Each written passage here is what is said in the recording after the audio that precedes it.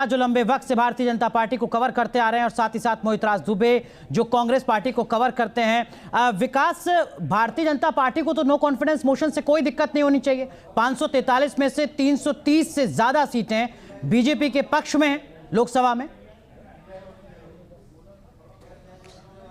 देखिए, निश्चित तौर पर बीजेपी में ऐसी कोई चिंता की नहीं दिखाई दे रही है और जो सरकार है वो उस पर भी कोई ऐसी बात नहीं दिखाई दे रही कि जैसे कि विपक्ष ने अविश्वास प्रस्ताव का नोटिस दिया और नोटिस सदन में स्वीकार हो गया, तो सरकार इसको लेकर बिल्कुल तनाव में नहीं है, पार्टी बिल्कुल तनाव में नहीं है। लेकिन इतना ज़रूर है कि अब बीजेपी भी अपनी रणनीति बनाने में जुट गई है। और अब यहाँ खबर दे दें कि जो बीजेपी के राष्ट्रीय अध्यक्ष हैं जेपी नड्डा, दोनों ही सदनों के व्हिप के साथ, नेता और उपनेता के साथ बैठक कर रहे हैं। संसदीय कार्य मंत्री भी उसमें मौजूद हैं कि अब उनकी रणनीति क्या हो कि जब अगर नोटिस स्वीकार हो ही गया है तो अगर सदन में जब बहस की नौबत आएगी तो ठीक ढंग से सरकार अपने पक्ष को रख सके, पार्टी अपने पक्ष को रख सके। क्योंकि पहले से ही तैयारी है कि अगर मणिपुर पर चर्चा अगर होती है तो फिर पश्चिम बंगाल की हिंसा और राजस्थान की जो कानून व्यवस्था है उस पर भी चर्चा हो।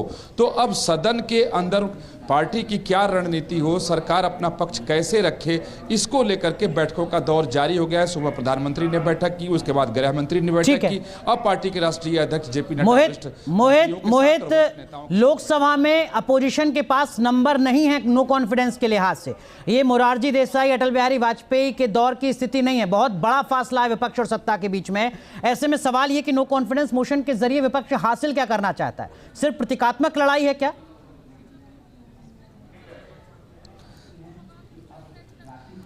देखिए अनुराग, बड़ा महत्वपूर्ण आपने सवाल किया है कि अविश्वास प्रस्ताव के माध्यम से आखिर विपक्ष हासिल क्या करना चाहता है और विपक्ष को आखिर हासिल क्या होगा। देखिए, विपक्ष की और इंडिया गठबंधन की यह दलील है कि जिस तरीके से मणिपुर में हिंसा हुई है, हम उसके माध्यम से जो है नो कॉन्फिडेंस मोशन सदन के भीतर लाएंगे और एक परसेप्शन की लड़ाई को जीतेंगे। और साथ ही साथ प्रधानमंत्री नरेंद्र मोदी से ये कहेंगे कि आप संसद के भीतर मणिपुर के ही मुद्दे पर, मणिपुर में हुई हिंसा के ही मद्देनजर आप बयान दीजिए। तो यही परसेप्शन की लड़ाई है जो जीतना चाहती है। आंकड़ों में विपक्ष कहीं नहीं है। पूरे विपक्ष को आप मिला लीजिए तो करीब 142 सीटें आती हैं और एनडीए की अगर बात कर ले तो 333 सीटें हैं। तो आंकड़ों के खेल में बिल्कुल पीछे है विपक्ष। सिर्फ और सिर्फ परसेप्शन का यहां पे खेल है और धारणा का खेल है। विपक्ष को यह लगता है कि मणिपुर में जब चर्चा होगी नो कॉन्फिडेंस मोशन के तहत, उस वक्त हम परसेप्शन की लड़ाई जीतते हुए नजर आएंगे। लेकिन अनुराग, आज गौर करने वाली बात है कि सोनिया गांधी भी एक्शन मोड में दिखाई दी। सोनिया गांधी ने कई दौर की बैठक की। सबसे पहले उन्होंने अपने लोकसभा सांसदों के साथ बैठक की और उस बैठक के बाद ही आपको बता दें कि रणनीति तय की गई कि किस तरीके से लोकसभा के भीतर अपने पक्ष को रखना है, किस तरीके से मणिपुर के मुद्दे पर सरकार को घेरना है। ठीक है मोहित, लेकिन एनके सिंह सर, अगर विपक्ष की ये सोच है कि हम महिलाओं के साथ खड़े हैं इसीलिए मणिपुर के मुद्दे पर हम नो कॉन्फिडेंस मोशन ला रहे हैं, तो ये सवाल तो पूछा जाना चाहिए विपक्ष से कि मणिपुर पर नो कॉन्फिडेंस मोशन और बंगाल पर चुप्पी क्यों? नहीं, दोनों के नेचर में क्राइम के अंतर है। वो सोशल क्राइम है जिसमें कि समाज का एक बड़ा वर्ग इन्वॉल्व है, लिहाजा दोनों में क्वालिटेटिव डिफरेंस है। लेकिन अगर हम डिफरेंस ना भी माने तो ये कहाँ है कि एक जगह गलती हो रही तो दूसरे को हम नीचे कर सकते हैं, लिहाजा उस पर भी चर्चा हो। लेकिन मणिपुर को हम गौड़, क्योंकि उसका नेचर थोड़ा सा डिफरेंट है और समाज का दो वर्ग है, स्टेट वहां पे पैरालाइज है।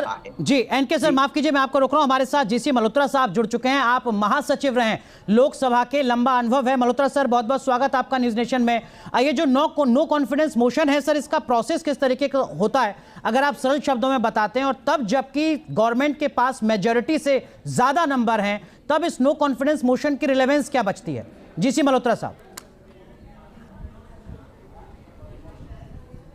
देखिए, आर्टिकल 75(3) में जो गवर्नमेंट है वो अकाउंटेबल लोकसभा को है और लोकसभा को अकाउंटेबल होने की वजह से लोकसभा के रूल्स में, रूल 198 में नो कॉन्फिडेंस मोशन मूव करने का प्रावधान है जी। ये कई डिवाइसेस में से एक डिवाइस है जिसके ऊपर अकाउंटेबिलिटी ऑफ गवर्नमेंट ही नहीं, डिस्कशन भी विस्तार से हो सकती है। अब जैसे मणिपुर पे चर्चा में दिक्कत आ रही थी, तो अब जो चर्चा होगी इसमें नो कॉन्फिडेंस मोशन में, उसमें सारे विषय लिए जा सकते हैं, सिर्फ मणिपुर की इशू के ऊपर नहीं, पर जितने भी जगह हैं, वो राजस्थान हो, वेस्ट बंगाल हो या किसी और इशू के ऊपर लेना हो अकाउंटेबिलिटी करने के लिए गवर्नमेंट की, तो सारे के सारे एक दफ़ा आज स्पीकर ओम बिरला ने परमिशन दे दी है 50 मेंबरों के उठने पे मूव करने के लिए, तो अब वो टाइम ओपोजिशन पार्टीज़ और सारी पार्टीज़ के साथ मिल के ये डिसाइड करेंगे कि किस वक्त ये टेकअप किया जाए मोशन। जब मोशन टेकअप कर लिया जाएगा तो सारी पार्टी जितनी भी हैं उनकी स्ट्रेंथ के हिसाब से हर एक मतलब आप कह रहे हैं कि अगर 10 घंटे वक्त तय होता है, जीसी मल्होत्रा सर आप कह रहे हैं कि अगर बहस के लिए 10 घंटे का वक्त तय होता है तो उस 10 घंटे में हिस्सेदारी सबसे ज्यादा एनडीए की होगी, क्योंकि 543 में 330 से ज्यादा मेंबर एनडीए के हैं। मतलब पड़ला यहां पर एनडीए का ही भारी रहेगा, ज्यादा सांसद एनडीए के ही बोलेंगे लोकसभा में। बिल्कुल सही बात है, ये प्रोपोर्शन के हिसाब से होगा। अब बीजेपी के 303 हैं तो 550 में से 303 अगर मेंबर हुए तो उतनी परसेंटेज के हिसाब से बीजेपी के बोलेंगे, एनडीए के बाकी के बोलेंगे, और जो 26 पार्टियां दूसरी हैं जो इंडिया में आई हैं उनकी अपनी अपनी स्ट्रेंथ के हिसाब से, तृणमूल की कितनी है, कांग्रेस की कितनी है। अब 50 कांग्रेस के 52 हैं तो 52 के हिसाब से ही उनको 1/7 या 1 जितना भी 10th पड़ेगा उतनी उसी औसत में हर सांसद अपनी बात कहेगा। ठीक है, लेकिन ये 2018 के बाद अब 2023 में देखने को मिलेगा, और अब तक 27 बार ऐसा हुआ है सिर्फ लोकसभा के इतिहास में। बहुत बहुत शुक्रिया आप सभी का जुड़ने के लिए और इस सियासी खबर का मतलब समझाने के लिए। अब सीधे चलते हैं अपनी सहयोगी पयोधी के पास, जो राज्यसभा से निलंबित आम आदमी पार्टी के सांसद